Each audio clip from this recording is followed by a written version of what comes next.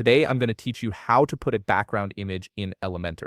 This is a great way to make your pages more visually appealing and create a professional-looking website that stands out. First, go to your WordPress website dashboard and log in. Once you're logged in, you'll see the main dashboard where you can manage all aspects of your site. This is your starting point for making any changes to your pages. Next, click on Pages in the left menu, then select All Pages. This will show you a complete list of all the pages on your website. From here, you can choose which page you want to add a background image to. Look for the page you want to edit in the list. Once you've found it, click on Edit with Elementor. This will open up the Elementor page builder, which is where you'll be able to make all your design changes in real time. Now here's where things get interesting. You have two main ways to add a background image in Elementor. The first method is using the image widget. Click on the image widget from the Elements panel on the left side, then select Choose Image. This opens up your options for adding an image to your page. You can either upload new files from your computer or select an image that's already in your media library. This gives you flexibility depending on whether you already have images uploaded or need to add new ones. However, if you want to set a proper background image for a section or container,